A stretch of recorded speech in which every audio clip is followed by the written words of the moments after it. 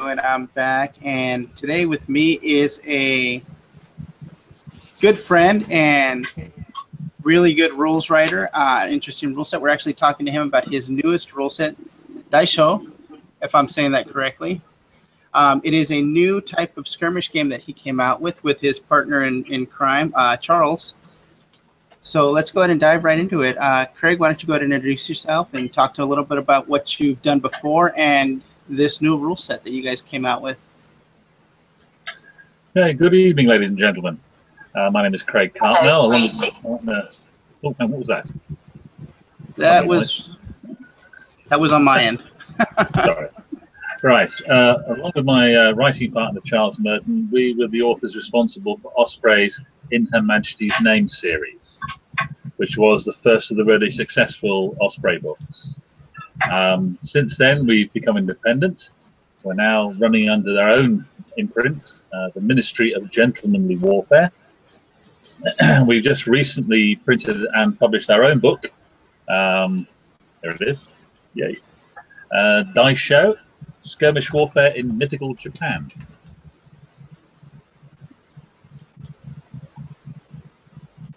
That's cool. So has this been something you guys had been kind of had on the back burner for a little while that you guys were thinking of doing, or is this kind of something that you just sort of came up with slowly as you guys were working on the other games?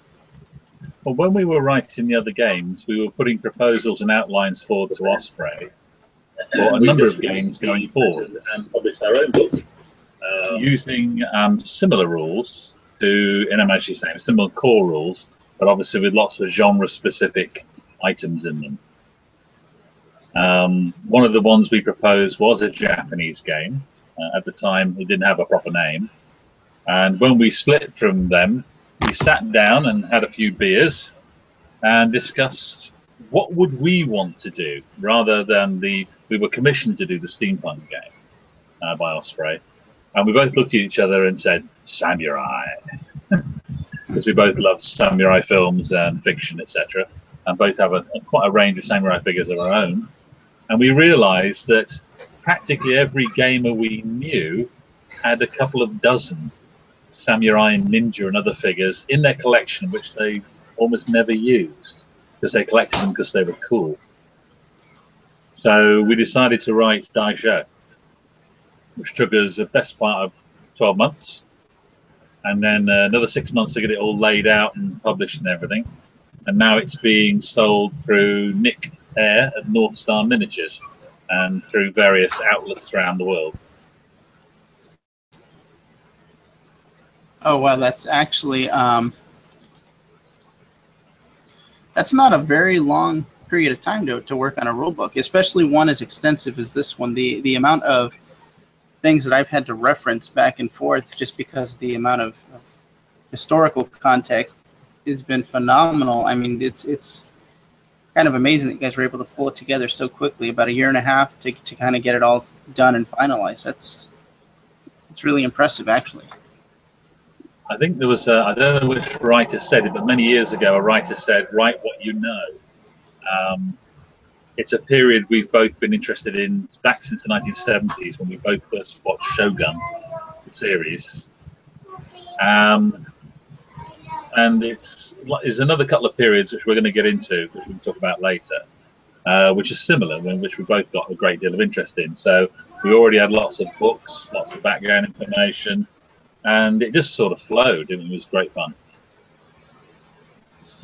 Oh, that's kind of cool. I kind of look forward to seeing that. So as far as the rulebook goes, this rulebook's a little bit bigger than the other rulebooks that you guys have traditionally done with Osprey. This one's much bigger. It's more of a notebook size kind of rulebook, laid out in a very similar way. But how long did it take you guys to decide to go on this size as far as the rulebooks go, just because of the page size and everything? I mean, I enjoy the size and the ability of the font to be so big. So, well, the initial range of Osprey books, both ours and with the other guys who wrote for them, they had a size in mind. It was the same size as their standard army books, and that is this much smaller size here. Yeah. they actually set as a target of 64 pages, 25,000 words. So that's what we had to write to. And as you can see, we produced so much material, we could produce another 2 books out of it. In fact, I've got enough material for another book, which we might talk about later. This one is actually the metric European A4 size, which is a bit smaller than US letter. It's a much more popular size for a number of reasons. The first being, I'm getting old, and I can't read the tiny print in the Osprey books.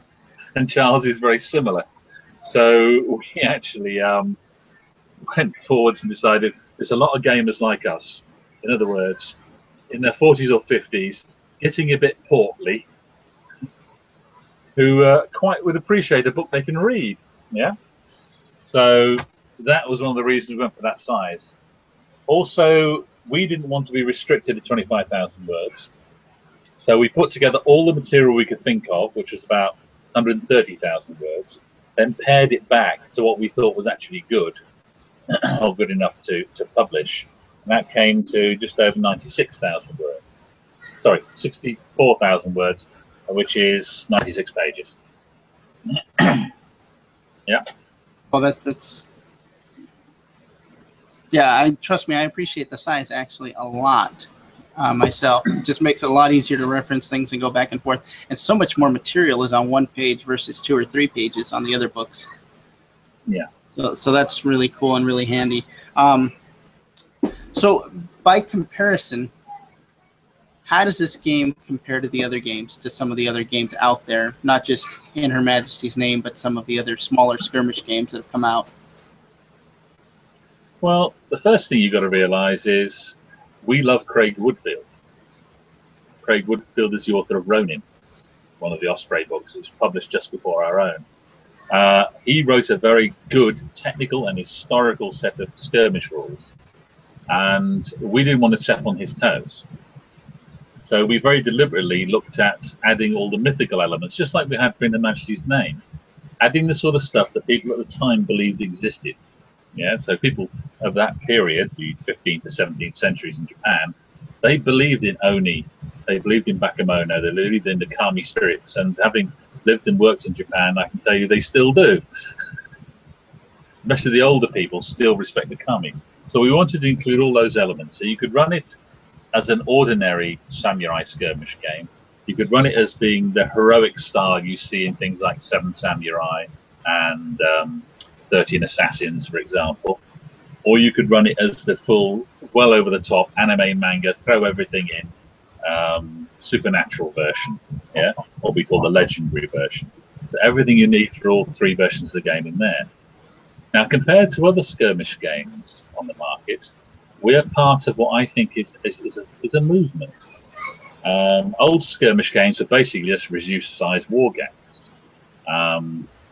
There's a lot of people now coming out with what I call narrative skirmish games. Games where you actually start to name your figures, and you actually start writing campaigns and scenarios for them that have a story background. Now, we always felt this was important within Her Majesty's Name, and it proved to be true by the amount of fan fiction and fan scenarios and everything else that have been published since. That people like to, after the game, sit down with their mates and say, we had a great game last Saturday, and they describe a story. They don't say, I rolled a 3+. They say, we got stuck in, yeah, and we came off worse, and this sort of thing. You get a whole story running from it. And a lot of people are really running with that now, and there's other people like the Chapel brothers who wrote Across the Dead Earth, a marvelous post-Holocaust skirmish game. And there are many others now picking up on that vibe as well. There's a lot of people out there who want to have a game they can pick up relatively cheaply, only have to buy and paint 10 to 30 figures, and they can have a really good set of games with their friends, evening-length games as such, but afterwards have a story to tell. So that's what we're doing. Okay, that sounds, yeah, it's really kind of funny because that's how we played the other game in Her Majesty's Name. When we would play that, or we would run demos at events, we would describe the figures not just as we're going to move this guy and this guy's going to go up and this is our caster. This, we would actually play it as a narrative and explain what we were doing and how we were going to go ahead and just kind of take over everything. So it's kind of organically happens that way when you play these types of games, I guess, because you start to get so involved with the individual figure. You paint them, you design them your own way. You're not following a paint scheme or a rule guide for the painting. You just kind of make it your own. And that's kind of been the appeal for a lot of us for playing the other games. And kind of what I'm really liking about this one is the ability to make it your own and have those individual stories and encounters, because no two stories, if you ever talk to people who played the games, are ever the same. No. Which is really great. He's hilarious. So, as far as gameplay goes, how long should this game take to play? Well, how long is it? How long is a piece of string? At Salute, for instance, I put on this game that you can see in the background here. You can see that fairly clearly? Tilt down a little bit. Yeah. As you can see, it's a very small board, and we ran two 200-point armies on it, and the game took about 30 minutes, that includes teaching the people to play.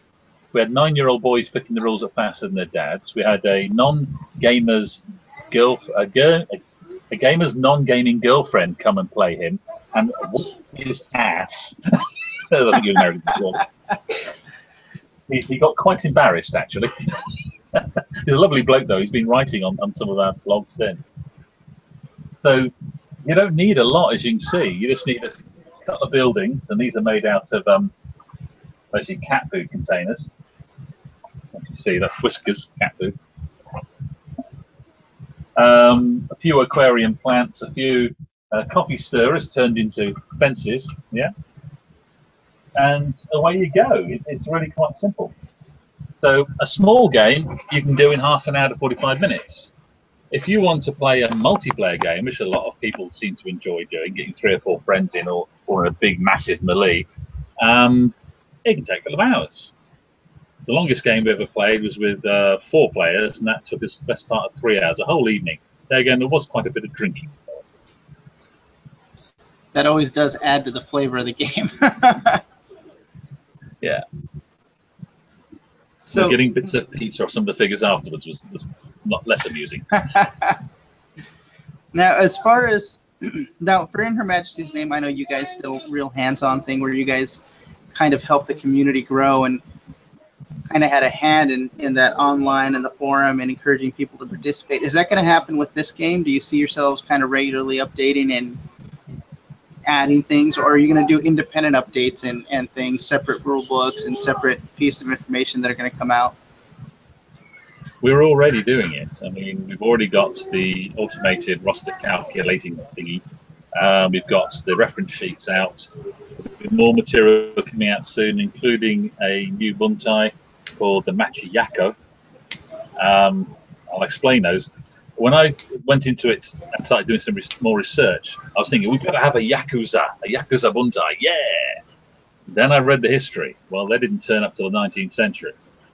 They were formed from 2 different groups. The Kabuki Mono, the well-dressed psychopaths, which are already in the rules, and also basically local street vigilante self-defense committees called the Machiyako, which was sponsored by local tradesmen.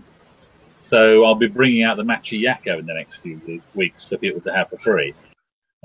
We have a very active Facebook page, the Daisho Facebook page. That's got like 184 members now, and that's growing quite nicely. We're also, as usual, as before, I'm going around the various forums like Lead Adventure and the Miniatures page and War Games website and people like that. And as I did for In Her Majesty's Name, I'm also Googling. And when I find somebody's blog, I'll go in, I'll talk to them, add extra information if they feel they need it, etc. The way In Her Majesty's Name grew was because of our engagement with the community. Yeah, we, like you, are gamers, and we want to have good fun. So we believe in engaging all the way through. That's how me and you first met, wasn't it? Talking on the blogs and things. Definitely. And so, yes, we'll be producing lots more material. We don't know yet whether we're ready to write the second book. We have plans for a second book, which will be bringing in the Chinese, the Koreans, the Portuguese, the Dutch, the English, basically the full gamut that you see rolling around in the series Shogun. Yeah, and we'll be calling that Gaijin. But that's a little way off yet because we've got a couple more projects in the pot to deliver first. So this is an interesting question. So are you guys going to continue to, this is going to go back to the other game a little bit, are you guys going to continue to participate and have a hand in Her Majesty's Name, or have you guys completely separated from Osprey and that's going to be theirs and they can kind of update it or leave it as they wish? Osprey only have the publishing rights to the 3 books that we gave them. The copyright for the whole concept and everything else is ours. So in the queue at the moment, second in the queue is In Her Majesty's Name Gothic. Now, this is something we started giving out free material for about a year ago on the IHMN blog. And it's all the standard stuff from the Eastern Europe. So you've got your vampires, your werewolves, your witch hunters, your zombies, and all the rest. Yeah, all the stuff from classic 19th century and early 20th century Gothic horror fiction. This has now been, a lot of the guys have come to us on the community and said to us, hey, why don't you make this into a proper book? We'd buy it. And so we thought, well, why not? And we checked with the Society of Authors. We have a full legal right to do so. So we will be producing for publication next year In Her Majesty's Name Gothic, but it will be in the same format as Daisho. Yeah? Okay, that's going to be really exciting then. So we're producing a lot more material for that now as we get the ideas. We've already got about 35,000 words. We need to get another 20,000 under our belt to fill a 96-page book. So yeah, that's the second in the queue at the moment. Well, that's good to hear. I'm actually very happy and excited to hear that, and to know that that's not going to just go away and you guys are going to keep working on it. So that's kind of great to know. So one of the other things that I was going to ask you is, I just lost my notes. I'm sorry. You need to pass you yours. Yeah. Okay, there we go. So now that we've kind of gone over it and people realize that this game is totally independent of Osprey, what was the exact reasoning behind that, if that's okay to ask? It's okay to ask. It's in the public domain. Osprey had set out quite a long-distance plan for Osprey War Games. They had engaged quite a wide range of authors. Some of the books were not very successful. Some, like Dan Mersey's fantastic Lion Rampant, are marvelously successful, and we're really pleased with that because I'm building companies to play Lion Rampant now. I'm actually painting them up. I'm looking forward to his Dragon Rampant in the autumn. But when we talked to them about the outlines of various books that we wanted to produce, they were already saying, well, the next slot available in our publication calendar is 2017. And we said, well, we've got some momentum going with Her Majesty's Name now. People really like the game. We've got a large community out there. They want more material and similar games we could produce in the same series. And they said, well, there's nothing we can do for you till at least 2017. So we amicably decided to part our ways for the time being. And we are now producing under our own imprint. And all the money that is made by the game, because we're both full-time professional guys, all the money is being poured back into the business so we can keep printing. Did you have a lot of trouble finding someone that was willing to publish the book for you, or did you just find somebody that was willing to print it because you paid for it and was willing to just take your money and print your book? One of the guys that we made friends with very early on in the business, a man called Nick Eyre from North Star Miniatures. Nick is a marvelous chap and supports a very wide range of authors and games. And he was quite keen to see us do more stuff. So he said if we could get the book printed, he would happily act as a distributor and publisher. Yeah. He is on the back of the book, for those of you guys that haven't seen it or picked it up yet. Yeah. That would be him. Oh, one of the things, real quick, sorry, I don't mean to cut you off, Craig, is the price point for the book is actually a lot. Personally, I don't want to offend anyone, but I find it more reasonable than the price point for the other In Her Majesty's Names book. Now the reason I say that is because the other books are the exact same length, the same size, the same material, but there's no color photographs, but they cost exactly the same as the original book. Yeah. Osprey War Games is a very small division of Osprey, and it has a very tight budget. So when the first book came out, and Nick was supporting that strongly with figure ranges, etc., he was able to give them lots of photographs of nice new shiny figures, all painted up by the marvelous Kevin Dallimore. And so they filled the book with that, and they used part of their art budget to launch this book. So we got the nice illustrations inside by Jesse McGivney. We got the lovely Fabian Lascombe cover. As they started to expand, they didn't have the budget for the second two books. They could get the cover done by Fabian Lascombe, but they couldn't afford to get Jesse McGivney to do more work. So they actually, in the second book, asked us to do an extra 2,500 words. So we had to add a couple of extras companies in there. And in the third book, they did some recycled artwork to add out the white space in some of the areas. But we had to do another 2,500 words on top of that. So it was a 30,000 word book. So although you don't get the eye candy in those two books, you do get a lot more material. There is definitely more material. Right. I'm just picky about those types of things. I mean, one of the things about Daisho is we thought long and hard about the price point, and we looked into the cost of printing and the quality of the print that we wanted, and the fact that we have to give, obviously, our publisher a fairly hefty distributor discount. And we realized we could make this for what we consider a reasonable price point of, in the UK, £14.95, which is, what, £3 more than the Osprey books, which are considerably smaller. This is because we're not having to make a living at this at the moment. A lot of small publishers obviously are trying to support wives and mortgages and kids and dogs and cats and everything else. We all both got full-time jobs, which means we're a little bit slower on some things, but we can afford to run it at that price. I'm pretty sure if we were an independent publishing company, the price would be nearer £25, and whatever the dollar equivalent is, would be about $40, I assume. Yeah. Also, we believe this is a small game.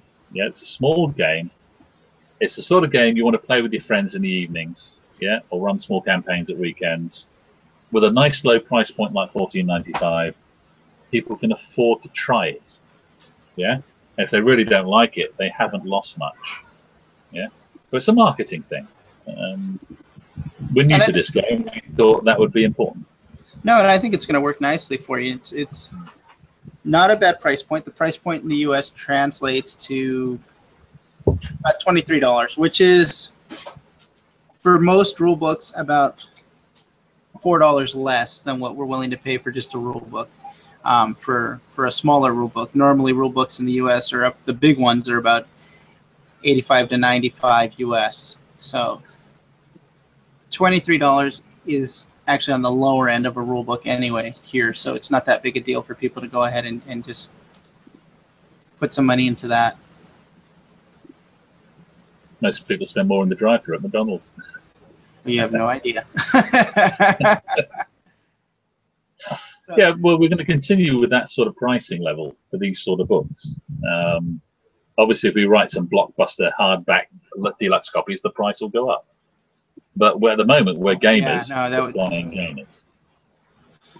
No, and I like something I can take with me and just kind of flip through and not have to worry about what's going to happen. As you can see, I've tabbed my pages, which is pretty much what I do with most of the rule books, just so that I can quickly find things and not have to worry about it, especially during demos and stuff when people want to know where to find specific things.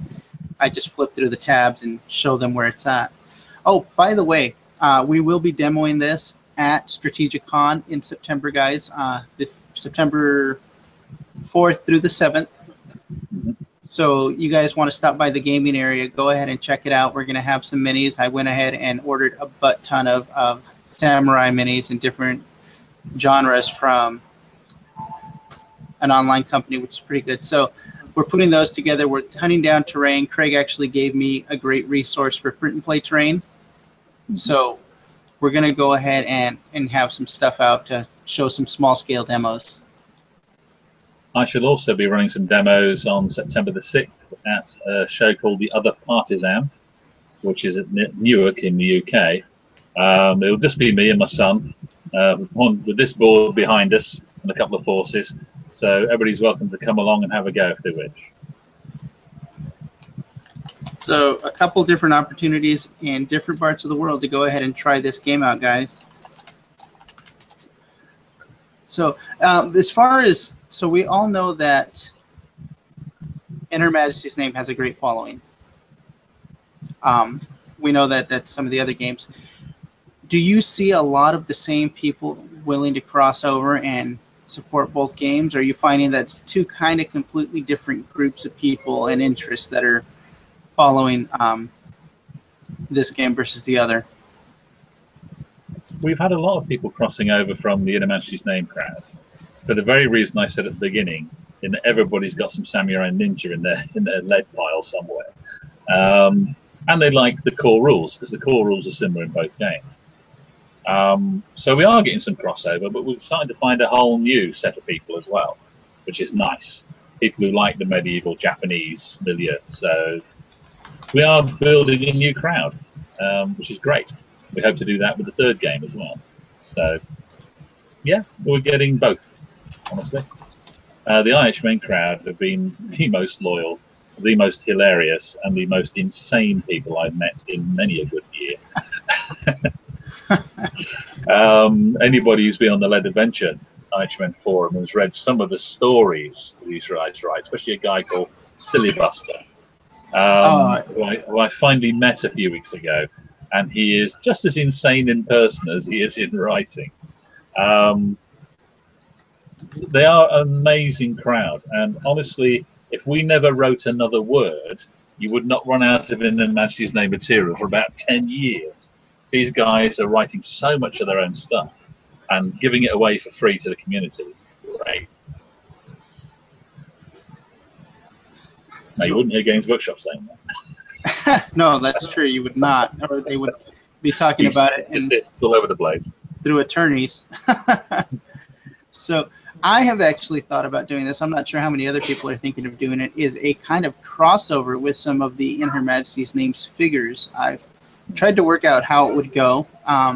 Me and one of my cohorts have been thinking about it, and we may have worked out a way to make it work so both sets of rules, because they are very similar in nature. There's a few key differences, but I think we may have figured out a way to make a crossover game work. That sounds interesting. I mean, one of the things you could easily port across to, especially a game set in Sleeping Dragon Rising Sun, would be the key powers. That would be easy to port across and would balance, because it's based on the same point system. Oh yeah, that would be great. It would work out even better had I not lost my copy of Sleeping Dragon. Do I hear somebody begging for a freebie? Well, I may have already ordered one. I don't remember. I ordered a bunch of stuff the other day when I ordered my Samurais from War Games Factory and some stuff from Perry Miniatures, which is really awesome to pick up stuff from. So it's just funny. I had the rule book and I looked at it and then I lost it somehow. But you know, having kids around is key for losing things. When you've got my mind going now, I'm starting to think about poor Western travelers in Japan suddenly facing Oni and Bakemono. That'd be quite amusing. So let me see what else I got. I think we kind of covered everything. What do you have, kind of a little tidbit that you'd like to have, probably will have come out to kind of leave everybody hungry for more? Well, as I said, we're looking at Gaijin. That'll be a book in the future. We're looking at Archimen Gothic. And we're also looking at introducing a new game, again on the same core rule set, which includes these little fellas. Any idea what they are? Let's see. Now it's not showing me you. No, it's not showing very well. Well, the other period that me and Charles are deeply into is the Dark Ages in Northern Europe. We are Viking fanatics. So we're halfway through at the moment in writing Blood Eagle, which will be on the same core rule set as Daisho in Her Majesty's Name, but will allow you to run war bands from all across Sweden, Norway, Finland, Denmark, England, Ireland, Scotland, Wales, northern France, all the way down to Byzantium with the Varangian Guard. So if you've ever watched the series Vikings, you'll be able to run your own Viking warband. You can play the Saxons, you can play the Danes. There's going to be about 15 to 20 different warbands in the book. Again, we'll be engaging the various mythical elements as well. So the Christian forces like the Saxons and the Franks will be able to use blessings and various other Christian additions, whereas the pagan Vikings, of course, are bringing in their weird powers. You'll have berserkers and Ulfhednar, and oh yes, it's getting quite bloody. If you think Daisho is savage, well, that's like a scalpel next to an axe. Oh wow, I can't wait for that. That seems definitely exciting. I mean, we'll also bring in things like Hrimbursar, which is the frost giants, and a few other mythical creatures as well. That's exciting, especially since I was trying to get into Saga for a little bit, so I already have a ton of Vikings and minis from that time period already. Well, the thing with Saga is you have to have, what I've seen, 20 to 40 figures.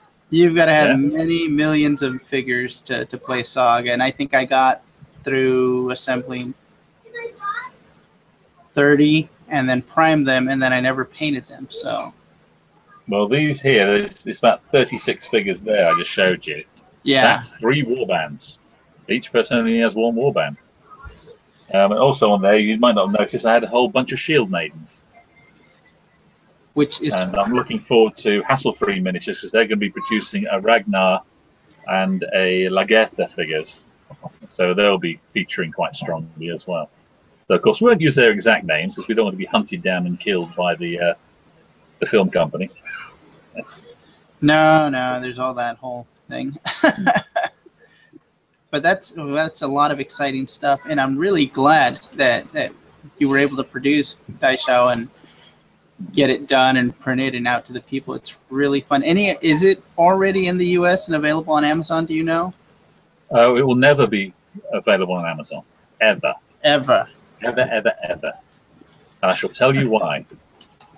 Osprey were almost bankrupted by Amazon.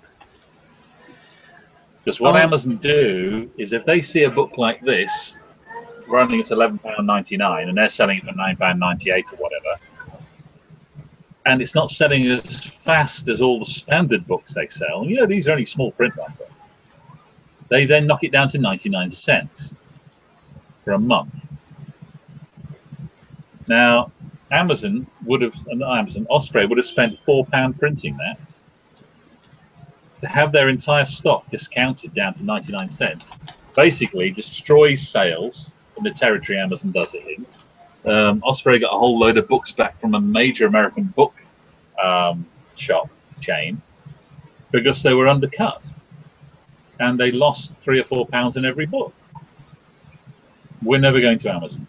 We'll always sell through the war game shops, your friendly local game shop, and through small games publishing companies like Nick and North Star. Because that's the way I think most gamers would prefer to use their pound and their dollar, is with their local game shops and small games companies. Which is good. And that's I'm going to link. No, I had completely forgotten about that, actually. So it's good that you reminded me, because I tend to forget about that. But we will be linking. I will be linking North Star as far as where to get the game, guys, and some of the miniature stuff. I mean, they've put on their website where in the Australian territories and the American territories you can get the books from. They are available in the USA because some people have already been getting them and telling us they've got them. So you don't have to order from the UK with prohibitive post and package costs. That's true, and always check your local game shop, guys. See if they can order it for you and help them out.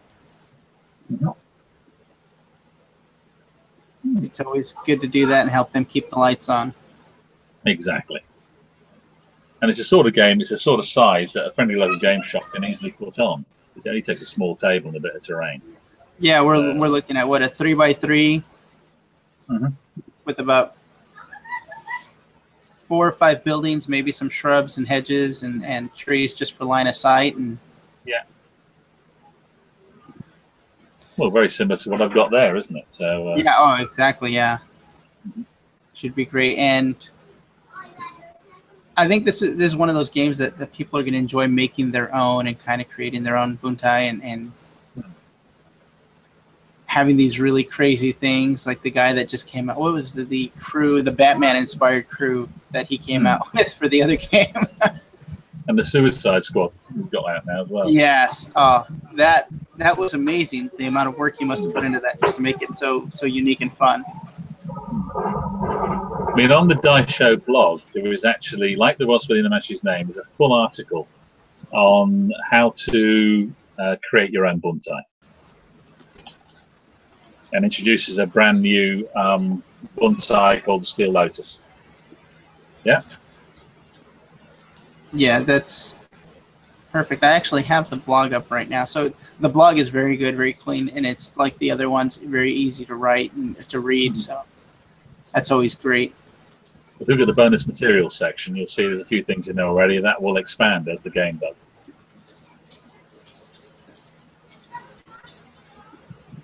We're about to put the second edition of the Daisho roster and calculator spreadsheet up.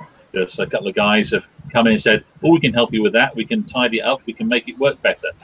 And they sent me the copy today, and it's absolutely spankingly good. So it'll be going up in the next couple of days.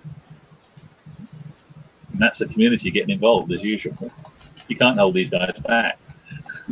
No, and these guys want to get into it. They really want to get into it and be a part of it and make it something with them. So that's always very cool. Well, I think we're getting to the point where we're wrapping it up, Craig. I appreciate your time and letting us know and getting us part of this. For those of you guys that missed the live broadcast, I'm going to go ahead and put this up on the other YouTube page and link it on the Facebook pages for you. Excellent. Thank you. Any final thoughts? We have a plan going forward 2 or 3 years now, and it will include Daisho's second book, which will be later in 2016, early 2017. There's Blood Eagle in 2016 and Eichmann Gothic. But we're open to suggestions. If people think that our rules and systems could suit other genres, then feel free to contact us and pester us. Yeah? And if something catches our interest, because it's our creative interest that has to be sort of ignited, we'll really start working on it. What we might do in the first instance is, like we did for Inamash's Name, we're creating genre packs, which is like a 12-page document that allows you to convert the rules, gives you all the basics you need to run in that genre using the basic Eichmann rules. So happy to do that. That's great. So I think at this, we're going to call it, guys. Happy gaming. May the dice always roll in your favor. Craig, I hope you have a great day, and thank you for taking the time. Check the links at the bottom, guys. You're going to find a lot of great resources. Night all.